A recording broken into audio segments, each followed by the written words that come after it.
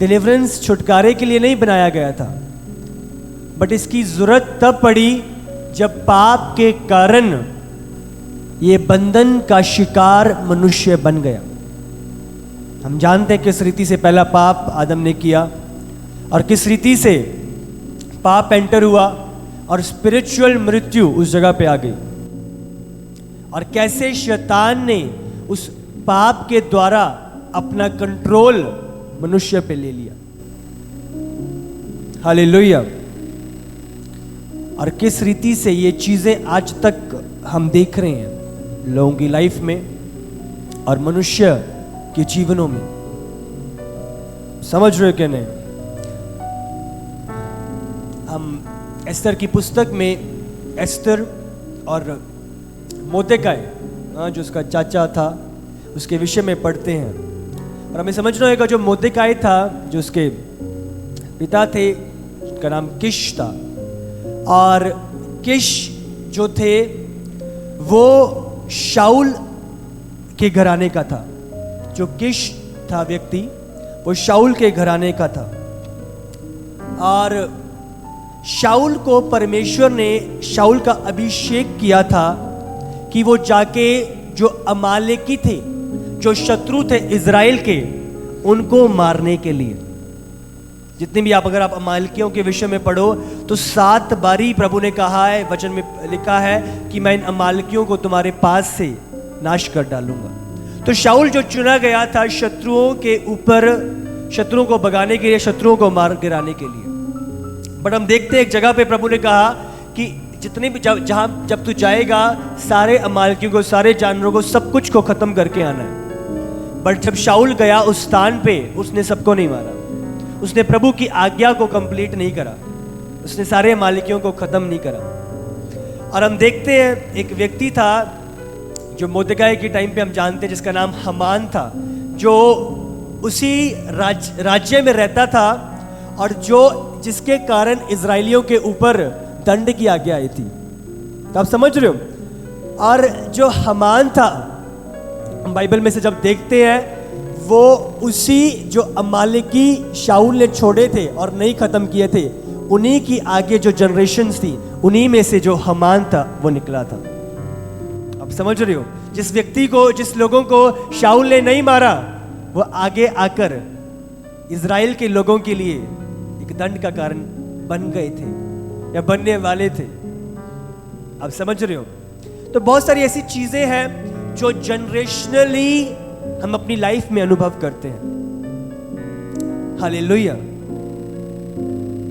तो हम देखते हैं, अगर आप बहुत बार आप डॉक्टर्स के पास जाते हो, आपको डॉक्टर्स सिम्टम्स पूछता है और एक सवाल जरूर पूछता है कि आपके फादर को तो नहीं ये प्रॉब्लम, आपके ग्रैंडफादर को तो नहीं ये प्रॉब्लम, आपके घराने में तो नहीं ये प्रॉब्लम। आप समझ रहे हो?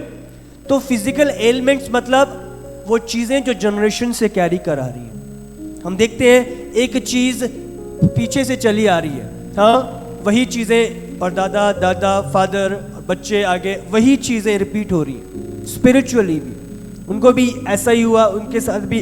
तो ये चीजें क्या हैं? जनरेशन। जिन चीजों को शाऊल ने नहीं मारा वो आगे कहां हामान तक पहुंचाई। आप समझ रहे हो?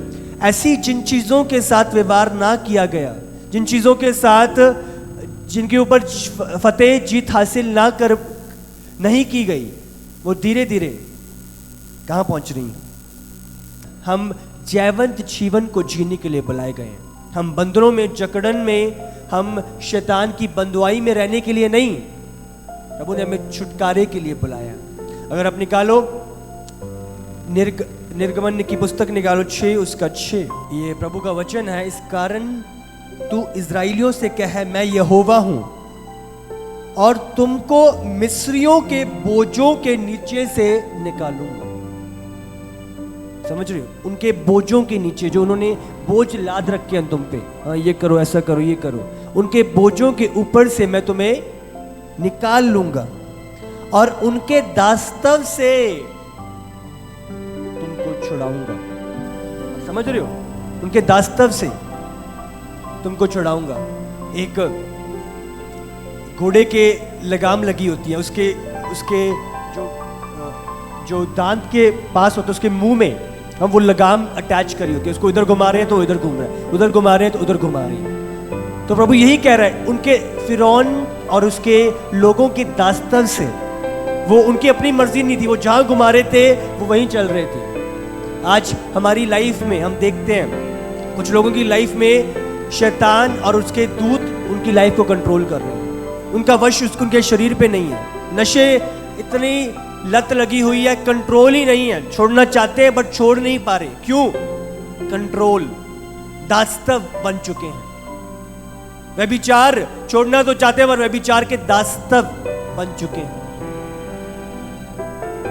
प्रभु कह रहा है, मैं तुमको मिस्रियों के बोझों के नीचे से निकालूंगा और उनके दास्तव से तुमको छुड़ाऊंगा। मेरा फेथ है प्रभु आज आपको लेके आए और आज आप कनेक्ट हो। आज आप शैतान के दास्तव से छुड़ाए जाओगे यीशु के सामर्थी नाम से।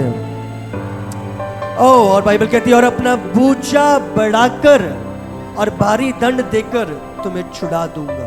अपना बूझा बढ़ाकर मतलब अपना हाथ तुम्हारी और बढ़ाकर वो भारी दंड देकर तुम्हें मैं छुड़ाऊंगा। मतलब जो शत्रु जिसने तुम्हें थामा हुआ है, पकड़ा हुआ है, जो तुम्हें चला रहा है, उसके ऊपर भारी दंड देकर तुम्हें छुड़ाऊंगा। और आज आपका शत्रु भारी दंड को लेगा और आप फ्री होगे यीशु के सामर्थी नाम से। ओ मैं तुमको मिस्रियों के बोझों से निकाल दूंगा। बाइबल कहती है निकाल दूंगा। तो हम छुटकारे के लिए बुलाए गए हैं। हालेलुया।